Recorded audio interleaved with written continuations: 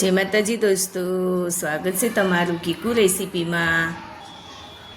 તો આજે આપણે 5 જ મિનિટમાં બની જાય એવો રોટલીનો નાસ્તો બનાવીશું। એકદમ સરસ એવો રોટલીનો નાસ્તો બનાવીને તૈયાર કરીશું।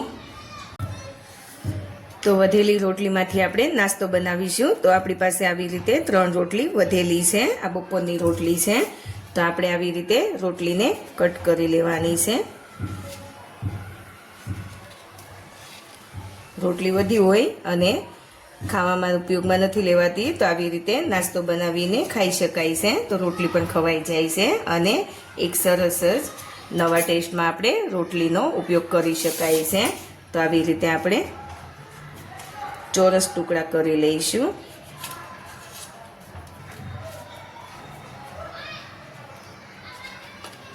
આવી રીતે રોટલીને કટ કરી લેવાની છે।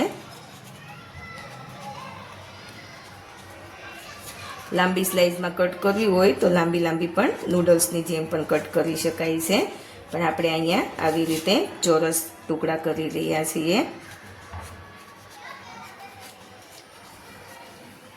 તો જોઈ શકો છો આવી રીતે આપણે ચોરસ ટુકડામાં રોટલીને કટ કરી લીધી છે। જોઈ શકો છો આવી રીતે ચોરસ રોટલીને કટ કરી લેવાની છે। તો જોઈ શકો છો સરસ એવી આપણે ચોરસ ટુકડામાં રોટલીને કટ કરી લીધી છે। તો હવે આપણે રોટલીનો નાસ્તો બનાવી લઈશું। તો હવે આપણે એક મોટી ચમચી જેટલું તેલ લઈ લઈશું। તેલને ગરમ કરી લેવાનું છે। તેલ ગરમ થાય એટલે આપણે અડધી ચમચી જેટલી રાઈ લઈશું। રાઈને ફૂટવા દેવાની છે। તો રાઈ ફૂટવા માંડી છે, હવે આપણે અડધી ચમચી જેટલું જીરું લઈશું। જીરું પણ ફૂટી ગયું છે, હવે આપણે હિંગ લઈશું અને આ મીઠા લીમડાના પાન લઈ લઈશું। અડધી ચમચી જેટલા તલ લઈશું। તલ ફૂટી ગયા છે, હવે આપણે સમારેલી ડુંગળી લઈશું અને બરાબર હલાવી લઈશું। તો અડધી ચમચી જેટલું લાલ મરચું પાવડર લઈશું, અડધી ચમચી જેટલી હળદર લઈશું અને અડધી ચમચી જેટલું ધાણા જીરું પાવડર લઈશું। સ્વાદ પ્રમાણે મીઠું લઈશું અને બધું બરાબર હલાવી લેવાનું છે।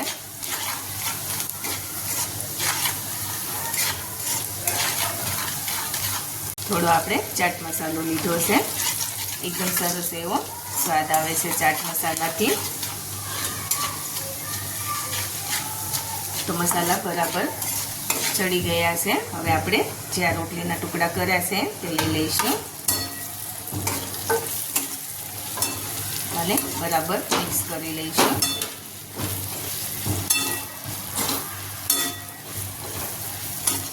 બરાબર હલાવી લેવાના છે। આવી રીતે બરાબર મિક્સ કરી લઈશું। તો જોઈ શકો છો બધી જ રોટલીના ટુકડામાં મસાલો બરાબર લાગી ગયો છે।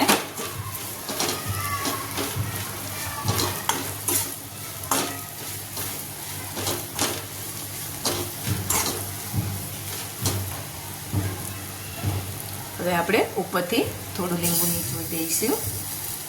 લીંબુનો રસ લીધેલો છે, બરાબર હલાવી લઈશું।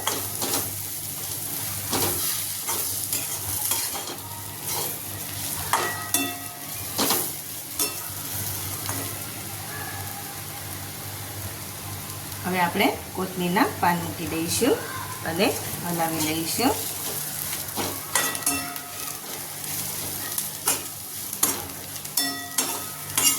તો આપણો રોટલીનો નાસ્તો તૈયાર થઈ ગયો છે। હવે આપણે ગેસની ફ્લેમ બંધ કરી દઈશું અને સર્વ કરી દઈશું। તો હવે આપણે નાસ્તાને પ્લેટમાં લઈ લઈશું।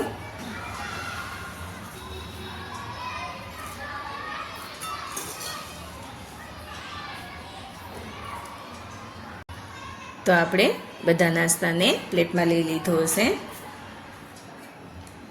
હવે આપણે ઉપરથી થોડા કોથમીરના પાન મૂકી દઈશું।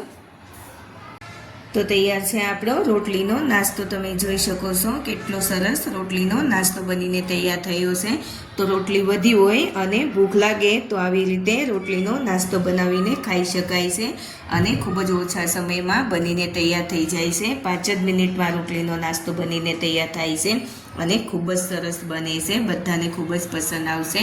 તો આવો નાસ્તો ઘરે જરૂરથી બનાવજો અને મારી ચેનલને લાઇક, શેર અને સબસ્ક્રાઈબ કરીને બેલ આઇકન જરૂરથી દબાવજો અને કોમેન્ટ કરીને કહેજો કે રોટલીનો નાસ્તો કેવો બન્યો છે.